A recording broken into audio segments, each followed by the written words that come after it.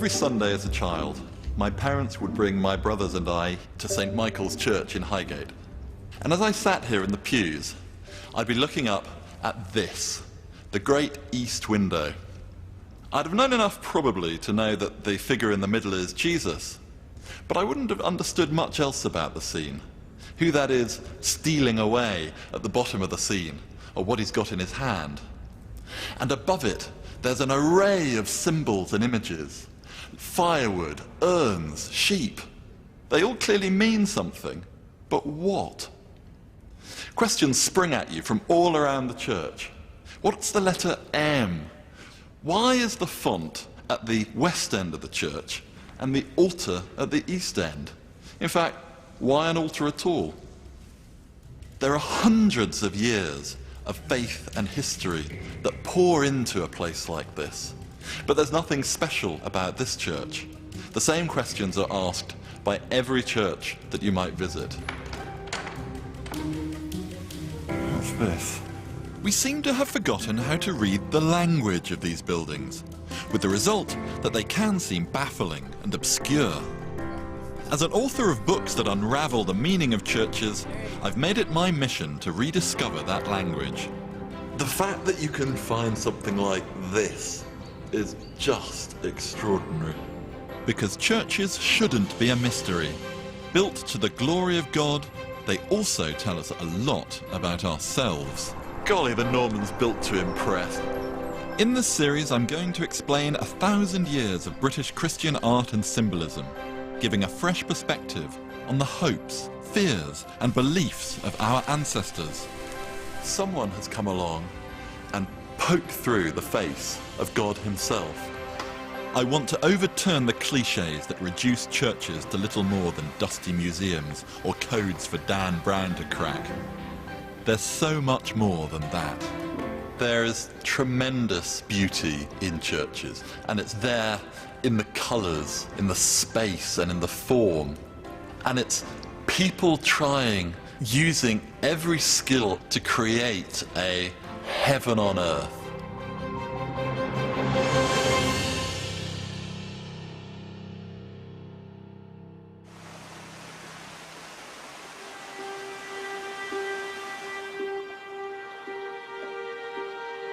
In the beginning, there were no churches. Our story starts in the 7th century, when the country was dominated by the pagan cultures of the Anglo-Saxons, Jutes, Britons and Picts. They seem to have tolerated the tiny Christian communities that survived the collapse of the Western Roman Empire. But there were no church buildings. Early Christians worshipped in their own homes. In the 6th century, Celtic Christian missionaries from Ireland had begun to convert the pagan tribes. But it's the arrival of missionaries sent by Pope Gregory the Great in 597 that marks the true re-establishment of Christianity in Britain. The missionaries brought with them the most recognizable of all Christian symbols.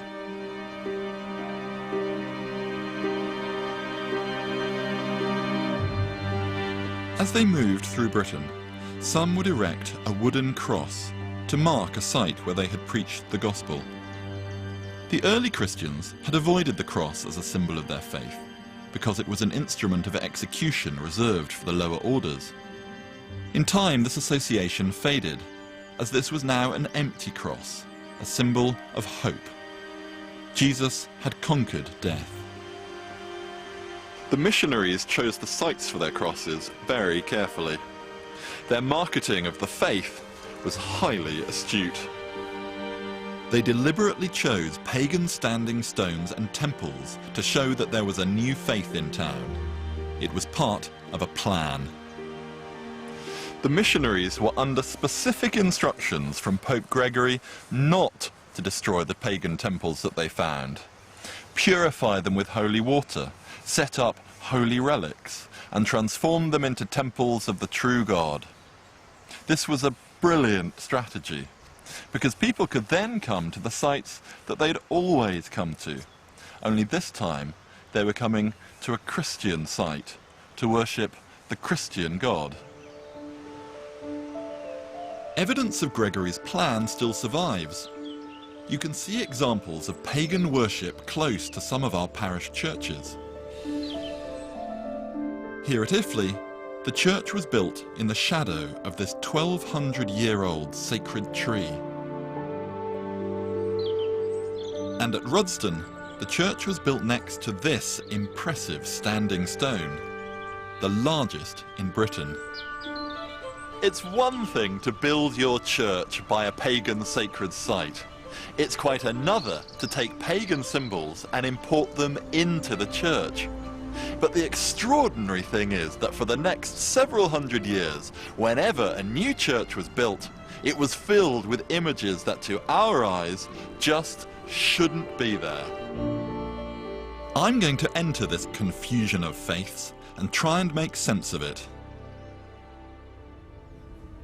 The history of British churches can be understood only by first recognising the significance of this, the altar.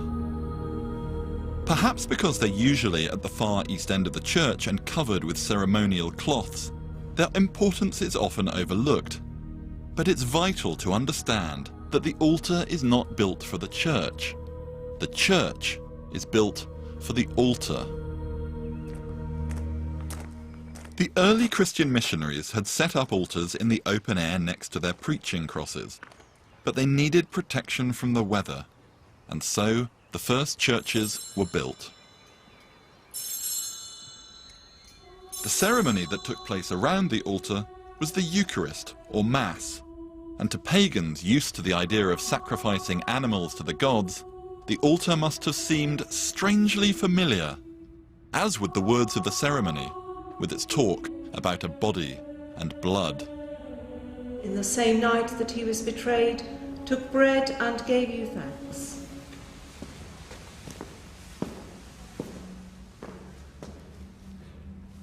You get a great sense of Anglo-Saxon worship here, in this little chapel of St. Lawrence in Bradford-on-Avon.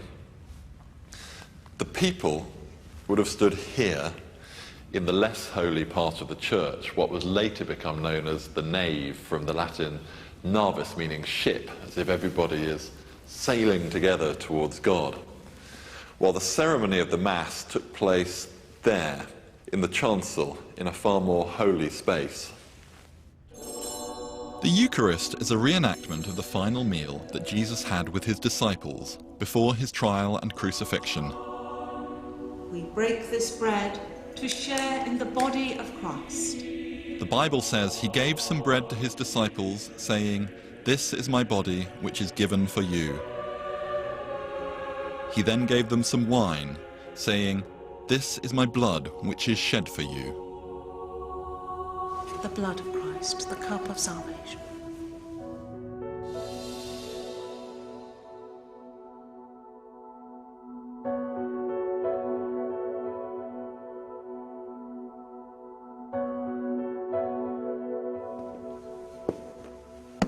It was quite deliberate that the altar should be built of stone, like the altars on which animals had been sacrificed to God, as Jesus' sacrifice was being reenacted here. When the priest performed the rite, the bread and the wine became the actual body and actual blood of Christ. The people may not have understood the Latin liturgy of the priests, nor even received the bread and wine, but they knew that Christ was in their midst. It was that moment that made the church so important. Because of the significance of the Eucharist, churches have always been more than just a shelter for the altar. Each generation developed new ways to decorate and design churches to the glory of God. The earliest examples are by the Anglo-Saxons, who built thousands across England and Wales. The few survivors are worth seeking out.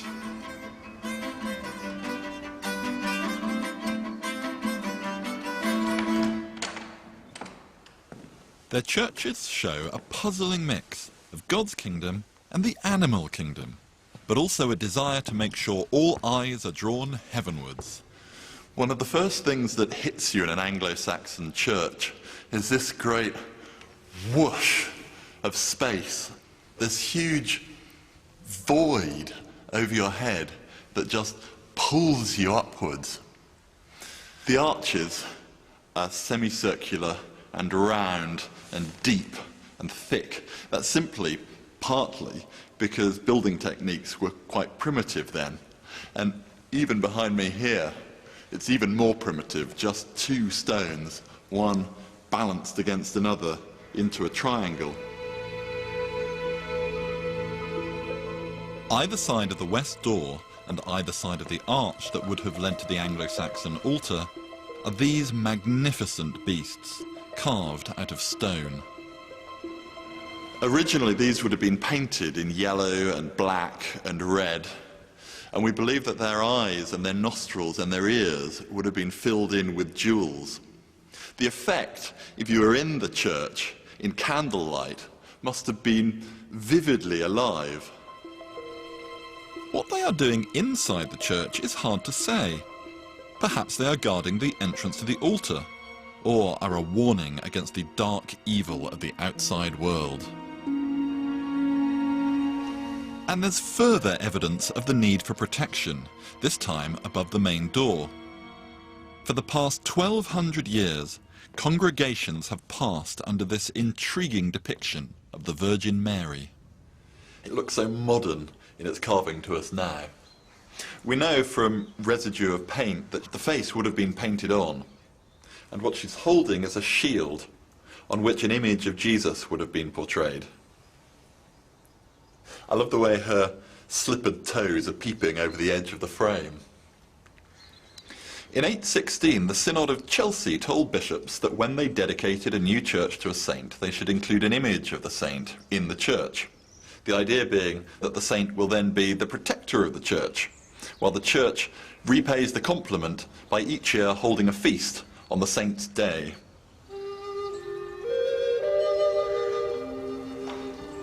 On the outside of the sanctuary at Deerhurst were carved more images, marking the holiness of the spot where the Eucharist took place. Only one survives, and to get a glimpse you have to work for it, by climbing into the attic of the old farmhouse next door. There he is. This is the Deerhurst angel, and there would once have been 12 of them standing guard around the sanctuary at Deerhurst. Different ages imagined angels in different ways. Emissaries from God, warriors, comforters, messengers. But no one imagined them quite like the Anglo-Saxons, with such softness, gentleness, you could even say love.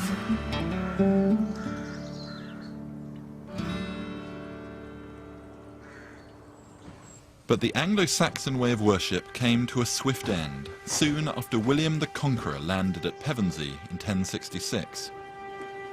He didn't just bring with him a few hundred French barons and the feudal system, he also imported a more extravagant style of worship, with more ritual, more music, and more processions.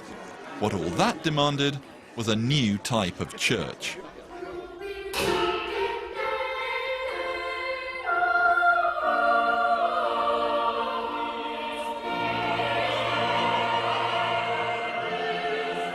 The Pope had been swift to bless William's triumph, and the new king responded by building hundreds of new churches, designed also to impress the defeated people of England. An 11th century historian wrote, "It was as though the very world had cast off her old age and was clothing herself everywhere in a white robe of new churches."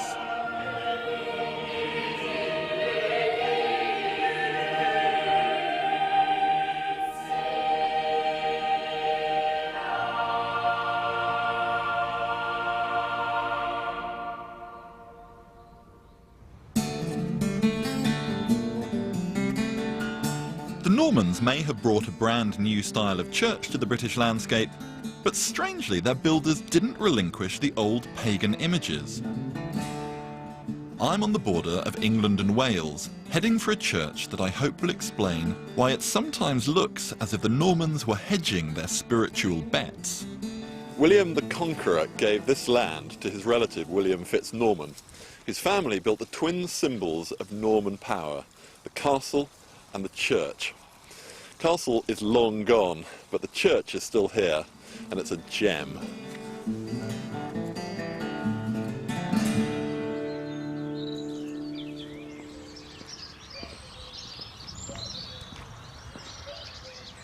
I've seen this doorway in pictures, but I've never seen it in the flesh before. It's really weird. There's so much going on here.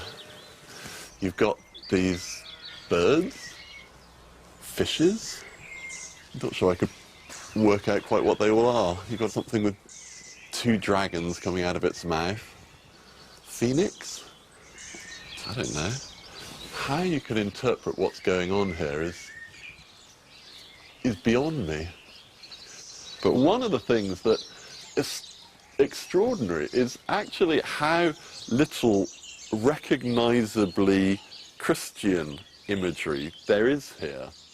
You've got an angel, well, I suppose the tree of life maybe, but outside of that, it's birds and beakheads and monsters.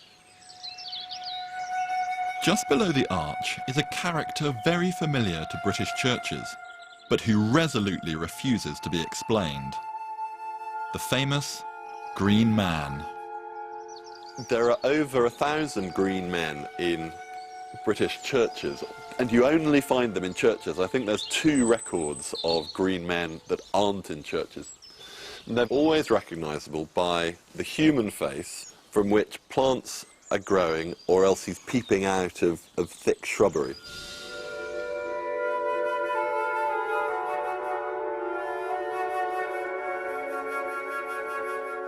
No one in truth knows what they are or what they're really meant to be about. There have been some pious explanations. When Adam and Eve were thrown out of the Garden of Eden for disobedience to God, the story grew up that they took with them some seeds from the tree of good and evil, and when Adam died, his son Seth planted them in his mouth, where they sprouted and grew into the tree which was used to make the cross on which Jesus was crucified. And one interpretation of the green man is that he is Adam. It doesn't really hold much water in truth as an explanation. It's all a bit pious, it's all a bit safe. For one thing, this isn't dead Adam. This green man is thoroughly, vividly alive, and the green men that you'll find in British churches are screaming, or they're laughing, or they're looking blankly, as if they don't particularly care about how we might like to interpret them.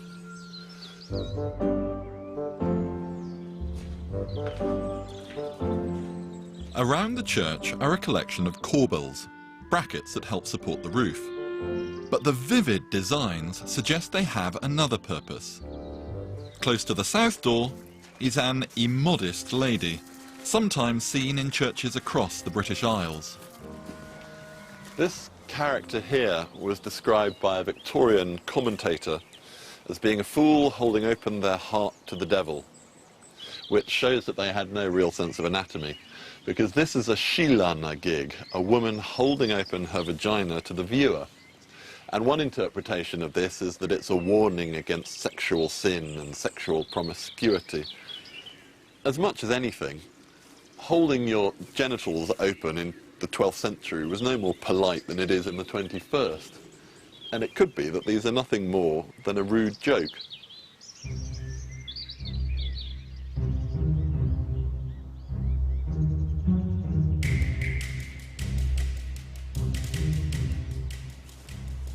The church reflected life in Kilpeck back at itself. The fairs that were held here are portrayed up here on the wall, with a man playing an instrument, a pair wrestling, and an entertainer tumbler. Or, if you prefer, you've got a demon tempting people away with musical sin, a pair caught in a lecherous embrace, and a man tumbling from sin. Is it a celebration of life? Are they a warning against the evils of the fair? Or are they just a bit of fun? Just when you think you can impose some sort of meaning, the church throws some even stranger carvings at you. Why is this animal's head placed upside down? And this Agnus Dei, an ancient image which symbolises Jesus as a sacrificial lamb holding a flag of victory over death, is all wrong. Here, in a charming muddle, the carver, rather than a sacrificial lamb, what he's actually carved is a sacrificial horse. But in typical Kilpeck style, this most holy Christian symbol is surrounded by a demon, a fish man, a lion man. See what's coming? Do you see the shape? What do you think it is? Such is the fascination with Kilpeck that a group of first-time dowsers have come to the church convinced that its pagan past is literally just below the surface. That's good. They believe that the church is built on a sacred spring that bubbles up beneath the altar. I've got to tell you, I'm a dowsing skeptic. Oh, good. That's fine. Hold them like that. All right. You think there's a stream running The length of the church. the full length of the church, Yeah. down the middle of the church? Yeah. So you've got the significant place under around the altar and the water coming up from underneath and then spreading out. So this would have been a holy spring. My belief would be that it was, yes. And if you like to come and stand up here, and what I'd like you to do is to imagine a stream of water 30 or 40 feet down, really damp and dark. I've very rarely come across anybody that can't do it. Ah, no. No. I'm not sure what I think about that. Hello, I'm Richard. I'm meeting James Bailey, churchwarden here for over 20 years, and understandably passionate about Kilpeck's extraordinary collection of carvings. You've had a good look at some of these corbels, but just one of the things I'd like to point out. The fourth one along here, you see is a snake devouring its own tail. Oh, yes. You see it's very like an occultic knot. Yes. What do you think that is? An elephant? An elephant. The strange thing is it's got a whole human head in its back. Oh, yes. And I'm sure you'd be pleased to find there are two more green men here. Yes. Yes, I've seen. You've got a Green Man convention going on. Wonderful. Wonderful. James, this place is so full of mystery. I've been around it and peered and prodded, and I feel no wiser now than I did before I came. Is it still mysterious for you? I don't think that matters, because I feel that the whole of faith, anyway, is a total mystery. We're led to believe certain things, but we can't actually find perhaps chapter and verse for that. And so I don't think that matters. Kilpeck is a mystery, as James says, but I still want to have one last go at trying to understand its carvings. And to do that, I have to track down a rare book.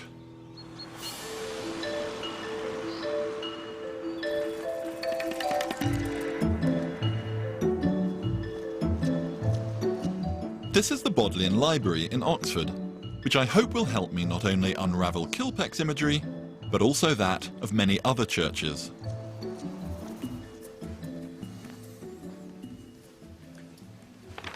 The gold leaf on these images is just glorious. Every page that you turn glints and glitters at you. This is a medieval bestiary. These books, which became hugely popular in the Middle Ages, first appeared in the 9th century. They contain stories of animals and their curious habits. Nature programs were as popular then as they are now. Some of those stories have stayed in the language. If you've ever been licked into shape, the expression comes from the bestiaries, which told of bears and how they were born as shapeless blobs of flesh before being licked into the shape of bear cubs by their mothers. The bestiaries also contain parallels between the animals they describe and Christian virtues. One of the corbels at Kilpeck that intrigued me was a horned creature with its head upside down. There's a story here that could explain it. This describes how the ibex, that mountain goat, when it falls from the mountain, supports itself on its horns like some crash helmet as it comes falling to earth. Well, the bestiaries also say that the learned man uses the Old and the New Testaments in the same way to save himself from falling into error. Many of our churches have an eagle lectern, the stand which holds the Bible. If you've ever wondered why an eagle was chosen, the answer is here. The bestiaries said that the eagle was not only king of the birds, but he was the only one of God's creatures that was able to look directly into the light of the sun. What better creature, they reasoned, to hold the Bible, which looks directly into the light of God.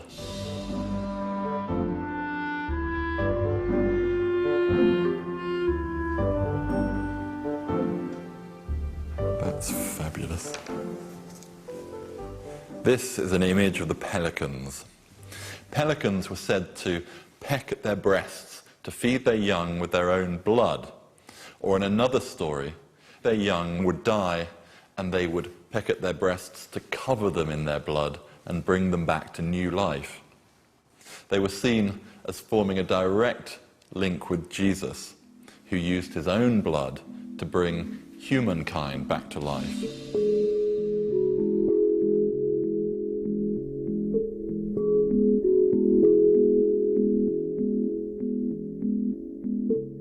Not many people will have the privilege, as I'm having, of opening and looking into a medieval bestiary. But anybody can go into a church and see the legacy of these bestiaries on the walls around them. Looking at the bestiary has given me a valuable insight into the early medieval mind.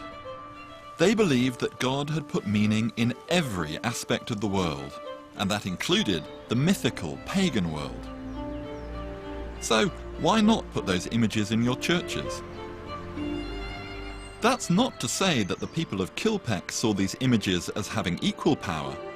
They certainly believed that evil had been defeated by Jesus, as celebrated in the Eucharist, but it was still a force to be reckoned with. In the next episode, I'll show how the medieval church created buildings that drew people in by their beauty, life, and offer of protection from evil, from cradle to grave. As communities grew, the church became the undisputed focus of their lives.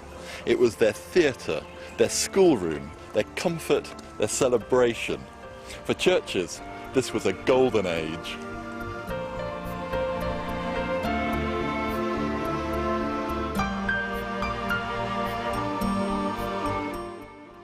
Coming up next this evening here on BBC4, going back in history to chart a route up the most challenging mountain face in the world.